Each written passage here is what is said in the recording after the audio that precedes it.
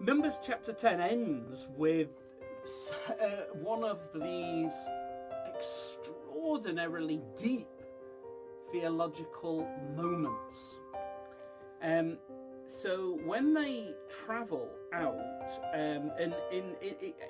from verse 33, they initially do a 3-day journey from the mountain, and the Lord finds a resting place for them. And then there's this little kind of footnote at the end of the chapter that whenever they set out, there were two kind of pieces of liturgy that Moses would perform. When they set out and lifted the Ark of the Covenant up, he'd perform one kind of liturgy. And then when they arrived at their destination and set the Ark of the Covenant down and it descends to the earth, then he performs another form of liturgy.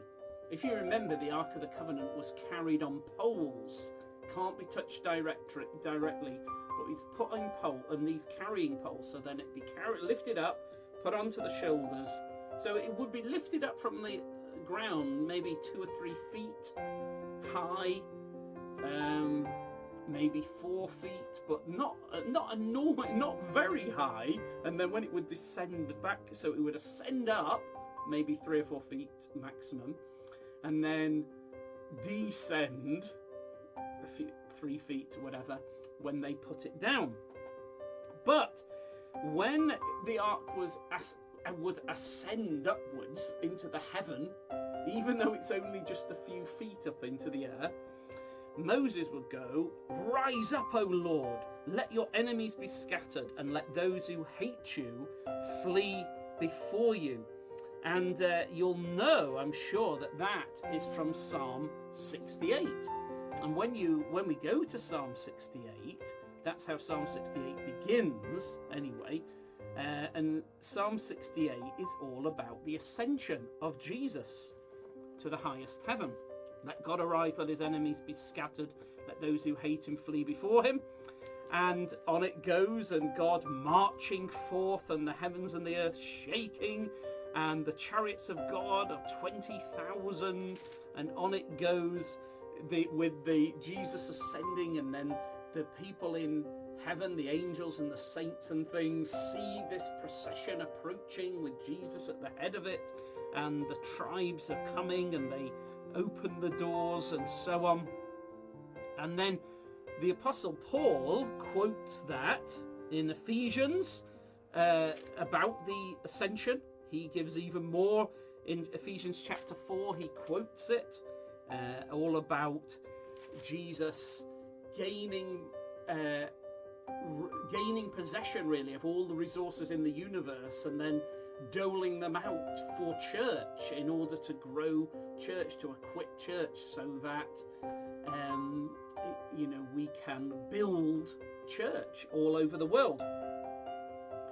So it's obvious then, so that this theme of ascension, it's not like, this comment that Moses said, I wonder what it means. We know exactly what it means. It's the opening bit of Psalm 68, which is a massive description of the ascension of Jesus, and then Paul in the New Testament just goes, yeah, that is all about the ascension of Jesus.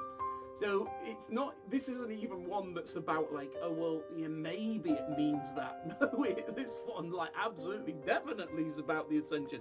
So to Moses, and this is where we become so intimidated by Moses as the great theologian of the Bible. For him, when he sees the Ark of the Covenant rise up, and the angel of the Lord, of course, would be enthroned between the cherubim and the Ark of the Covenant normally. I don't know whether the angel of the Lord was enthroned on the when they were carrying it, which maybe. But certainly when Moses looked at that, he sees it as this, as Christ ascending upwards. And then in his mind, he's getting this whole theology of the ascension, and he's looking forward and anticipating that day when Christ would ascend as the King of the universe to take charge of everything. And then when the Ark of the Covenant was set back down onto the ground. Return, O Lord, to the many thousands of Israel. And there, of course, we can only assume he's thinking, when we talk about the return of Jesus Christ, we often would speak about that, the return, when after he's ascended, then he will return with thousands upon thousands of angels and the saints and everything like that. And for Moses, when he sees that descent of the Ark of the Covenant to the ground, in his mind, he's like, oh, that day of justice, when after the ascension, Jesus returns to renew the universe and bring justice and cleanse the universe. Because, of course, in his mind, Moses is almost certainly thinking about the Day of Atonement there, because the Day of Atonement's all about the ascension of Jesus, and then the high priest comes back out from behind the curtain to cleanse the tabernacle, the model of the heavens and the earth. So all that is surely going on in Moses' head, and he's just thinking about all that. And so every time the Ark of the Covenant is lifted up or set down, in his mind, the ascension of Jesus and the return of Jesus. Wow, it just makes you realize when we read this stuff, who's on the level of Moses? Who thinks so theologically deeply and with such a center on Jesus as Moses?